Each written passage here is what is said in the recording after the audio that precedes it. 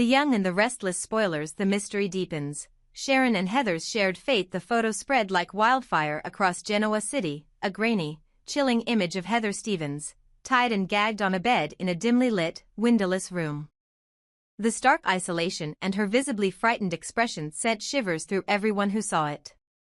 It wasn't just a kidnapping, it was a deliberate, menacing message. Meanwhile, Sharon Newman's family was gripped with growing fear. Rumors swirled that Sharon might be in a similar situation, captive in the same unknown location. The eerie similarities between the scenarios only added to the anxiety. Were Sharon and Heather being held together, or was this a calculated attempt to isolate and torment them separately?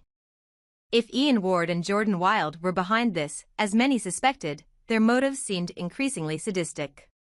Heather's plight, survival in silence for Heather, every hour felt like an eternity. The physical restraints were agonizing enough, ropes digging into her wrists and ankles, the gag pressing uncomfortably against her face, but the psychological toll was even greater. She was an ambitious and independent woman, someone who thrived on her ability to speak and act. Being rendered voiceless and helpless was a fate worse than death. Her mind churned with questions. Why had they taken her? What did they want? And, most pressing of all, was she going to survive this? Ian and Jordan were not overtly cruel to her, at least not in the traditional sense. They provided her with water and food, though it was barely enough to keep her strong. They spoke in hushed tones around her, making no effort to explain themselves or acknowledge her presence beyond the bare minimum of sustenance. It wasn't compassion, it was control. Every sip of water and morsel of food was a reminder that her life was entirely in their hands. For Heather, this quiet cruelty was more torturous than outright violence. It left her feeling like an object, a pawn in a game she didn't understand. A glimmer of hope for Sharon. If Sharon was in the same dire predicament, her experience was undoubtedly similar. But unlike Heather, Sharon had faced such horrors before. While the situation was dire, Sharon's resilience was unmatched. She refused to let fear consume her. She clung to one thought: her family would come for her. They always did.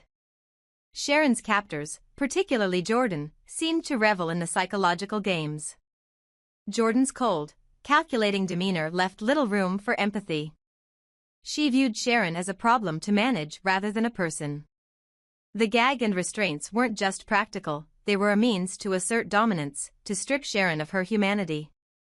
But Sharon had one advantage: she knew her worth. She wasn't just a victim, she was a symbol of strength, someone who had weathered storms far worse. As she lay on the narrow bed, her mind raced, strategizing her next move. Escape wasn't just a possibility, it was inevitable. The interplay of power, Ian Ward's involvement, added a layer of sinister complexity. While Jordan was focused on logistics, Ian thrived on the chaos his actions created. The leaked photo of Heather wasn't an accident, it was a calculated move to sow fear and discord. Jordan, however, wasn't thrilled about the exposure. "Why did you let that photo get out?" she snapped, her voice icy as she confronted Ian in their hideout. Ian shrugged nonchalantly. "Fear is a powerful tool, Jordan. Let them squirm. It's not like they can do anything about it."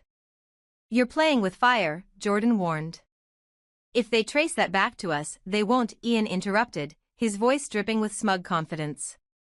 "And even if they do, what can they prove? Heather and Sharon are alive, and we're careful. We're not breaking them, just bending them." But beneath Ian's arrogance lay a darker truth: he enjoyed this game far more than he should. For him, the captives weren't just leverage, they were entertainment. A light at the end of the tunnel back in Genoa City, Daniel Romalotti and Lucy were determined to find Heather.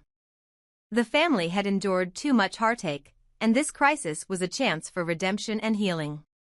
Danny Romalotti, Daniel's father, offered steadfast support, bridging old wounds and uniting the fractured family. Meanwhile, Nick Newman's resolve to save Sharon burned brighter than ever. The Newmans, for all their infighting and drama, were a force to be reckoned with when it came to protecting their own.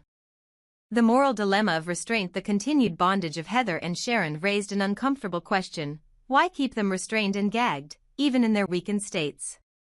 The answer lay in the captors' twisted logic. The ropes and gags weren't just about preventing escape, they were symbols of power. For Jordan, it was about control. For Ian, it was about domination. Neither wanted to confront their captives as equals, because acknowledging their humanity would weaken their grip. But for Heather, each day brought a deeper sense of indignation. Living like this, she thought bitterly, isn't living at all. Yet, her fiery determination kept her spirit alive. The road to redemption, the story, seemed to be moving toward an inevitable confrontation. If Ian and Jordan were caught, it would bring a cascade of changes. Daniel and Lucy's family could finally heal, their bond strengthened by the ordeal.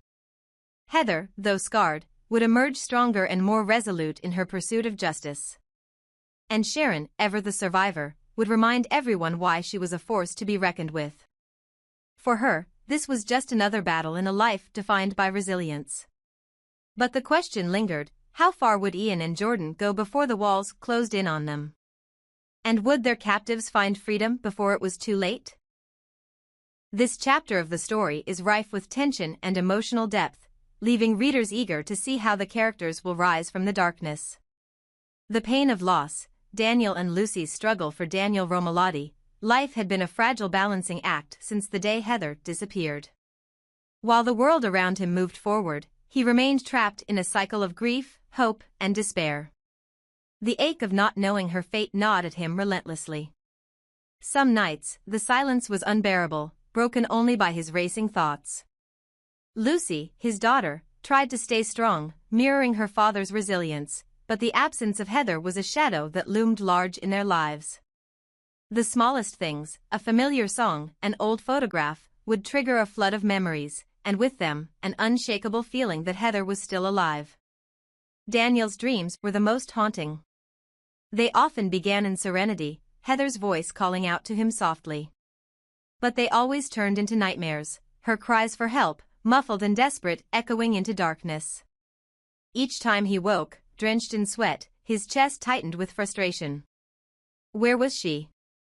How could he save her when he didn't know where to start? A man on the edge, Daniel was no stranger to grief, but this was different. This was a living nightmare, a wound that refused to heal.